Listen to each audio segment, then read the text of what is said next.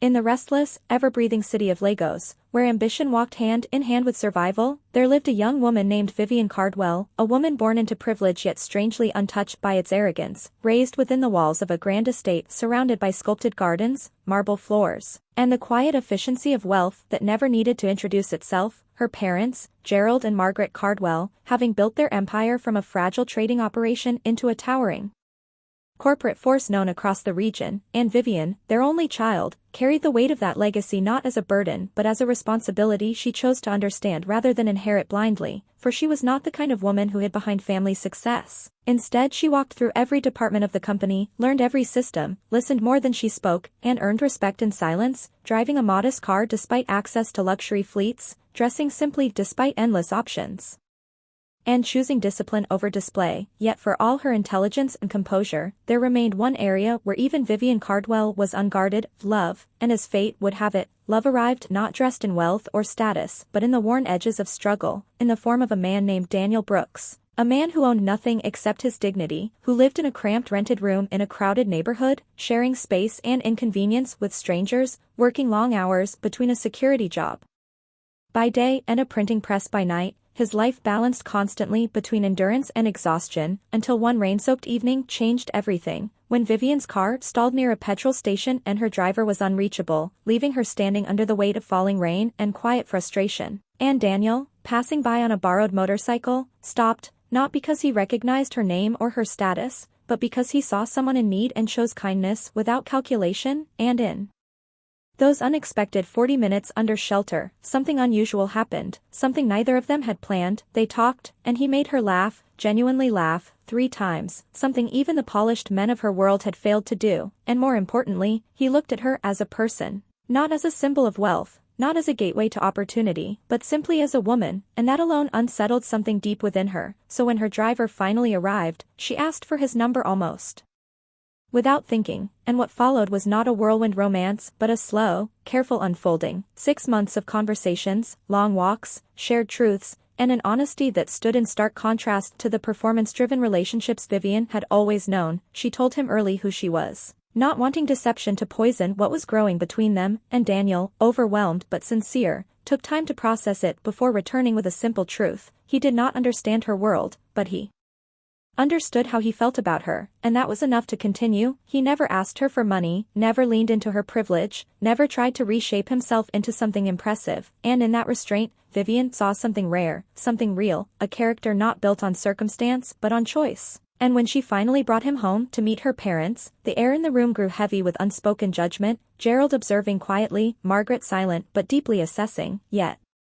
surprisingly, it was Gerald who spoke with clarity, declaring that poverty was not a flaw of character and that a man should be measured by his actions, not his beginnings. And so they watched Daniel, closely, patiently, and what they saw was consistency, respect, and a fierce loyalty toward their daughter. And a year after that rainy meeting, Daniel proposed with a modest ring earned through months of sacrifice, a ring Vivian wore with more pride than any diamond she had ever owned. And when they married, it was not just a union of 2 people but the merging of 2 worlds, marked by a gift that would change everything: a mansion, cars, and a position within the Cardwell empire offered to Daniel as general manager, a moment that left him humbled, determined, and silently promising himself he would become worthy of it, unaware that this new life, as perfect as it seemed, would soon be tested in ways neither of them had anticipated.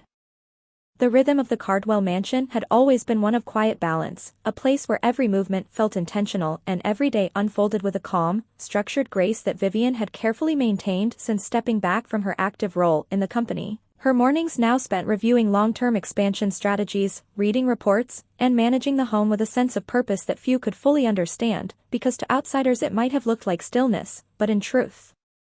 it was control, discipline, and foresight working silently beneath the surface. And Daniel, now fully immersed in his role as general manager, left early each day with determination etched into his routine, unaware that the fragile harmony of their home was about to be disrupted without warning. For it was on an ordinary Wednesday morning, just as sunlight stretched gently across the polished floors, that the gate bell rang sharply, cutting through the calm like an unexpected storm. And when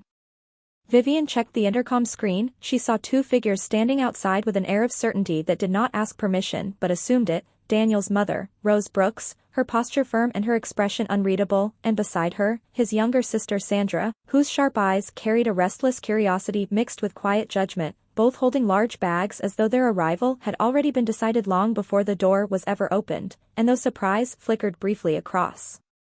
Vivian's face, she did not hesitate, because she was not a woman who allowed discomfort to dictate her behavior, so she opened the gate, greeted them warmly, and welcomed them into the home with a composure that masked the questions forming quietly in her mind, guiding them upstairs to the guest rooms, ensuring their comfort, offering refreshments, and fulfilling every expectation of a gracious daughter-in-law without the slightest sign of resistance. Yet once she was alone again, sitting at the edge of her bed, she allowed herself a moment to think, not with anxiety, but with awareness, understanding that unannounced arrivals often carried unspoken intentions, and when Daniel returned home that evening, she spoke to him calmly, informing him of their arrival without accusation, simply asking that they both remain aligned in how the household would function, because while she welcomed them, she valued the structure of her home, and Daniel, caught off guard but sincere, assured her he would speak with them, and though whatever conversation took place seemed to smooth the surface temporarily, the shift beneath was already beginning, subtle at first, almost unnoticeable, like the first crack in glass, as the following morning revealed a different energy entirely. With Rose moving through the house slowly, her gaze scanning every detail as though measuring it against an invisible standard, while Sandra followed with careless curiosity, touching objects, rearranging small things, her silence louder than words, and when she finally spoke, it came not as conversation but as observation edged with judgment, questioning Vivian's presence at home, her tone carrying disbelief that a woman in such a house could remain there during working hours, and Vivian, composed as ever, explained simply that she was working from home, though Sandra's reactions suggested she found the idea amusing, as though work only held value when it was visible, when it carried exhaustion, when it could be proven through movement rather than thought. And from that moment onward, the comments began, small at first, almost disguised as casual remarks, but consistent enough to form a pattern, Rose questioning why Vivian did not cook every meal herself despite the household staff, implying that a proper wife should be more physically present in domestic duties, while Sandra was far less restrained, openly suggesting that Vivian contributed nothing, that she lived comfortably off Daniel's success, that her days were filled with ease rather than effort, her words sharp and deliberate, aimed not just to question but to diminish, and though each remark could have been confronted directly, Vivian chose silence, not out of weakness, but out of control, because she understood something they did not, that reacting too soon often revealed more than waiting, and so she continued her routine, working, managing, observing, her calmness becoming something that unsettled Sandra even more, because it denied her the reaction she sought, turning every insult into an unanswered echo. And as the days passed, the tension thickened, no longer hidden beneath politeness but present in the air itself, especially during moments like meals, where conversations carried an undercurrent of judgment. And it was during one such evening that Rose finally voiced what had been building, suggesting to Daniel, in a tone carefully disguised as concern, that Vivian was not fulfilling the role of a proper wife, that her independence bordered on pride, that a man of his position deserved someone more supportive in visible ways, even letting the word divorce slip into the conversation as though it were a practical solution rather than a fracture, and Daniel, though quiet in that moment, carried the weight of those words into the privacy of their room, where he shared them with Vivian, not to accuse, but because honesty had always been the foundation of their relationship, and Vivian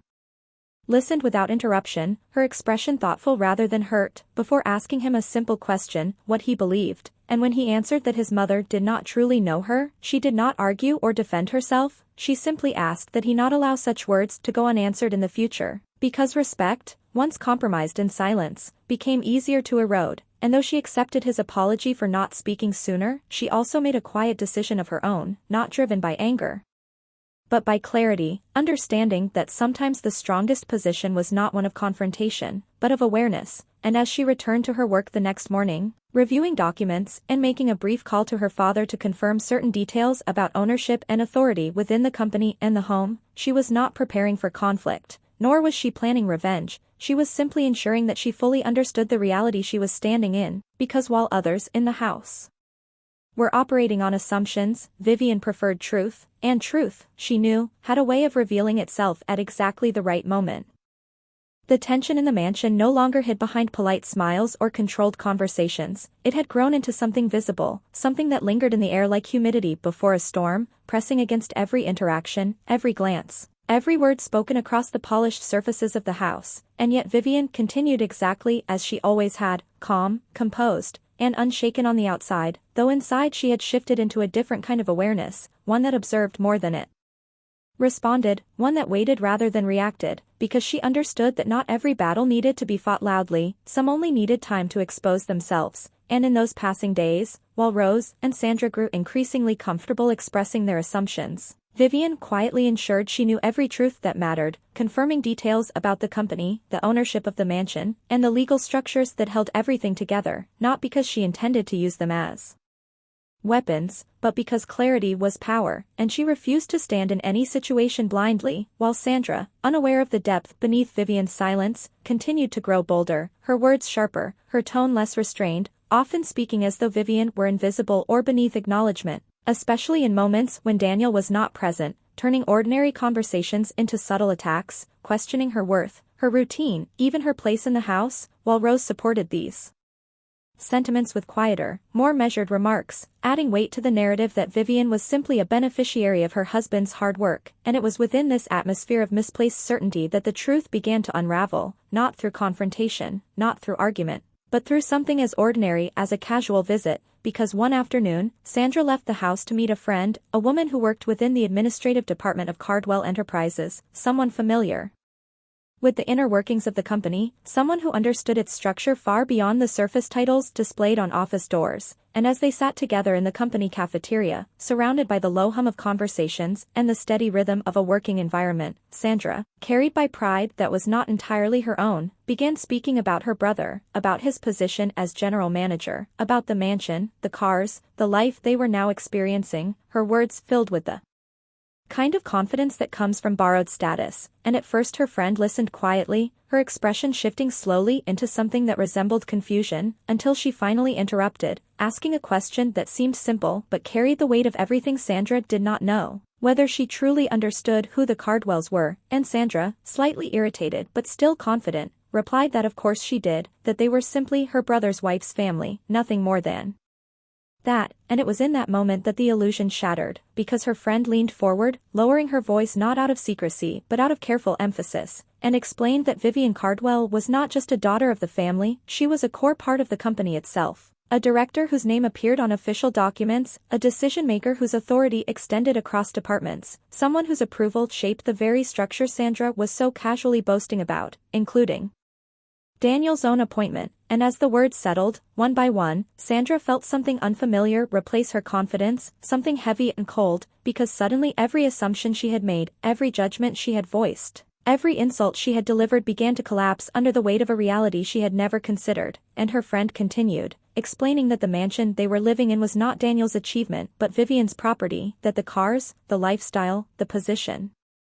her brother held, all of it traced back not to him, but to the woman Sandra had dismissed as idle and insignificant, and for a long moment, Sandra said nothing, the noise of the cafeteria fading into the background as her mind struggled to reconcile the difference between what she had believed and what was true, and when she finally stood to leave, it was not with the same energy she had arrived with, but with a quiet urgency, a need to return, to confirm, to understand, and when she reached the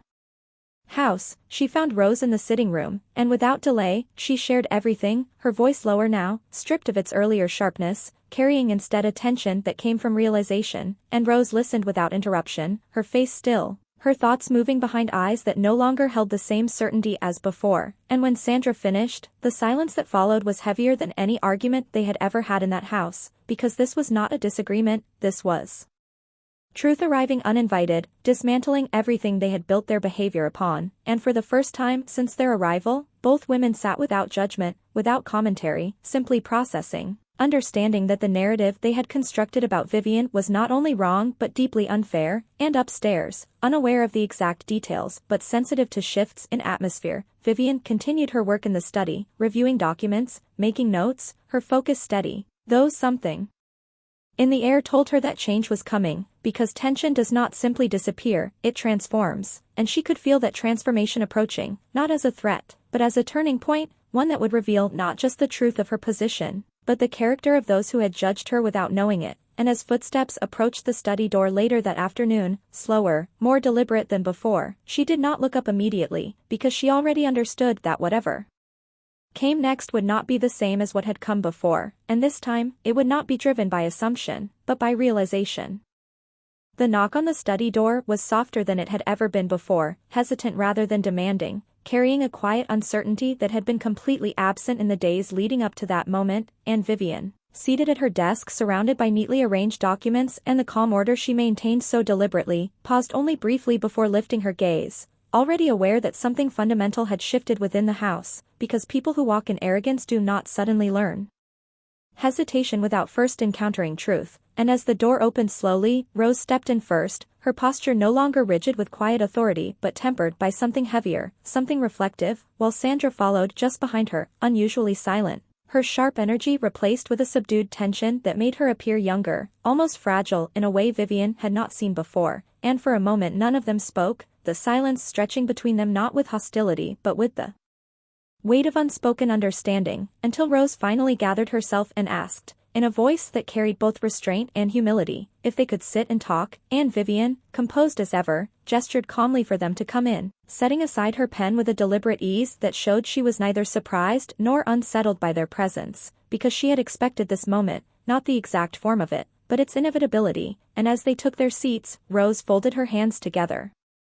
unfolding them again as though searching for the right place to begin, while Sandra kept her eyes lowered, her usual confidence replaced by the discomfort of self-awareness, and when Rose finally spoke, her words came slowly, carefully, each one chosen with an honesty that had been missing before, admitting that they had not known the truth, that they had misunderstood everything about Vivian, about the house, about the company, about the life they had stepped into so boldly, and though she did not attempt to justify their behavior, there was an acknowledgement in her tone that what they had done could not simply be erased, only recognized, and Sandra followed, her voice quieter than it had ever been, admitting directly that she had said things she should not have said, that she had judged without understanding, that she had allowed assumptions to become conclusions, and as she spoke, there was no trace of the sharpness that once defined her, only a raw honesty shaped by the shock of realization, and Vivian listened to both of them without interruption, her expression steady, not cold, not forgiving too quickly, but clear, because she understood something they were only beginning to grasp, that respect given only after discovering someone's status was not true respect at all, and when she finally spoke, her voice was calm but firm, carrying a clarity that left no room for misinterpretation, explaining that the issue had never been about whether they knew who she was in terms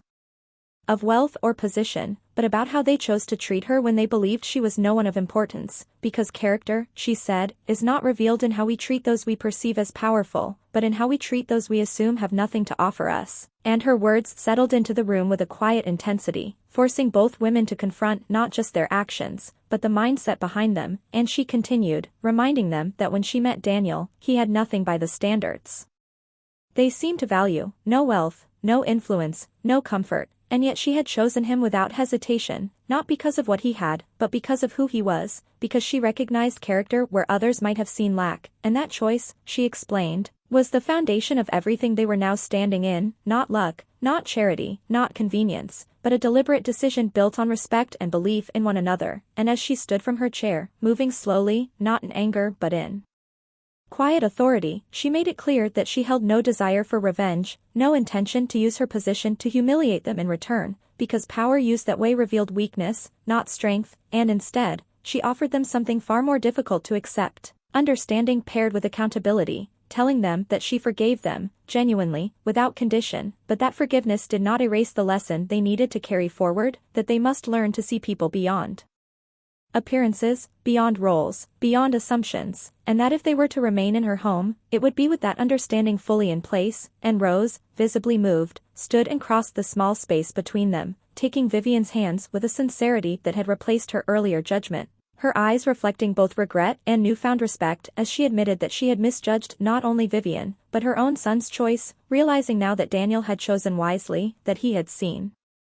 something she herself had failed to recognize, while Sandra, still seated, looked up with a vulnerability that spoke louder than any apology she could form, her silence no longer defiant but reflective, as though she were still processing the full weight of what she had learned, and in that moment, the dynamic within the house shifted completely, not because of authority being asserted, but because truth had finally replaced assumption, and when Daniel returned home later that evening, stepping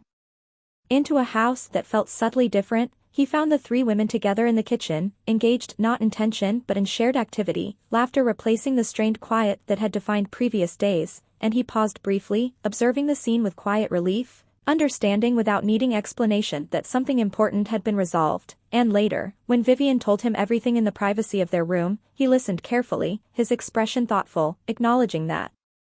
she had handled the situation with a level of grace he himself might not have managed, and as he took her hand, expressing a mixture of gratitude and humility, she reminded him gently that their strength had never been about perfection, but about choosing each other consistently. Even when circumstances tested that choice, and in that understanding, the house returned not to what it had been before, but to something stronger, something refined by conflict and rebuilt through clarity, where respect was no longer assumed, but earned and understood in its true form. In the days that followed the conversation in the study, the atmosphere within the mansion did not simply return to normal, it evolved into something deeper, something steadier, as though the walls themselves had absorbed the tension and released it in a quieter, more honest form. And for the first time since their arrival, Rose and Sandra moved through the house not with entitlement or silent judgment, but with awareness, their actions more deliberate, their words more measured, and though no one spoke constantly about what had happened, its impact could be seen in the smallest details, in the way Sandra now asked before entering a room instead of walking in unannounced, in the way Rose offered help in the kitchen rather than criticism, in the way both women watched Vivian, not with suspicion, but with a kind of thoughtful respect that had been entirely absent before, and Vivian herself did not change her routine to accommodate their realization, because she understood that genuine respect did not require performance, it required consistency, so she continued her work, her reading, her planning, her calm management of both home and long-term business strategy, allowing her actions to remain exactly what they had always been, quiet proof of her strength, and Daniel, observing these subtle shifts, found a new kind of peace in his home, one that came not from the absence of conflict, but from the resolution of it, from knowing that the people he loved had reached an understanding that did not need constant reinforcement, and in the evenings, the house carried a warmth that had once felt strained, conversations flowing more naturally, laughter no longer forced but genuine, and it was in these moments that the true outcome of everything became clear. Not a victory of one person over another, but a transformation of perspective, a reshaping of how they saw one another, and after 2 weeks, when Rose and Sandra prepared to return to their own home, the